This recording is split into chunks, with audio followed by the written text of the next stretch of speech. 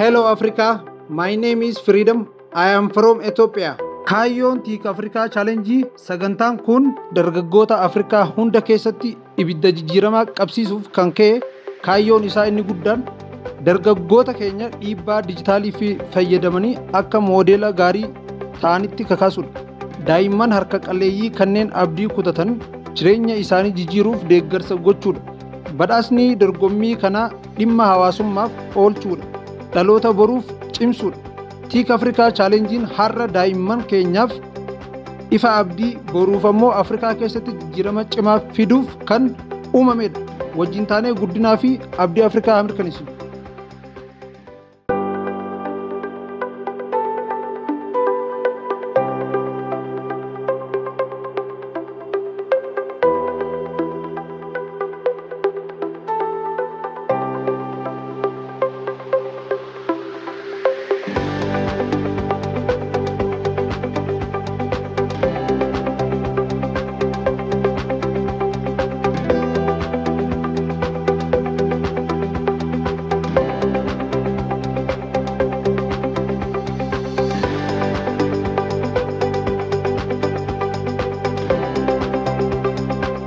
With a rich history spanning over 3,000 years, Ethiopia is globally renowned as the African nation that was never colonized.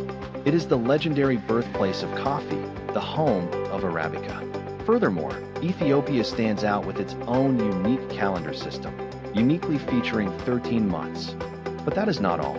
Our homeland, Ethiopia, embraces more than 80 diverse nations, nationalities, and languages, fostering a legacy where people have lived and continue to live today in harmony, love, and mutual respect.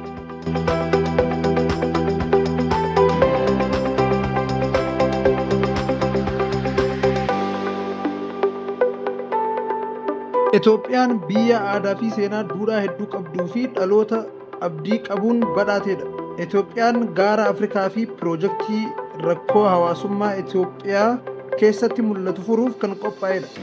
Tiik Afrikaa Challenge keessatti kan ani dhiheessu qabatama guddinaa fi abdii hawaasa keenyaati. Badhaasni kun gargaarsa guddaa nuuf ta'a.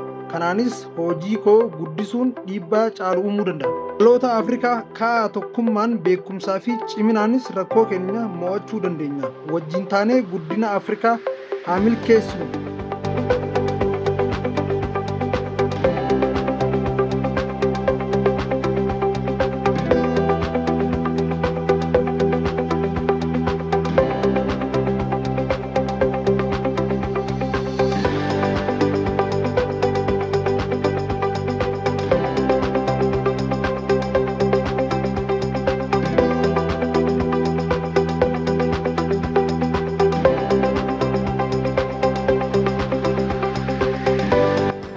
daawwattoota keenya akkuma gartanitti biititoo Itoophiyaan nama walii miti bineensa waliinuu jiraachuu danda'a.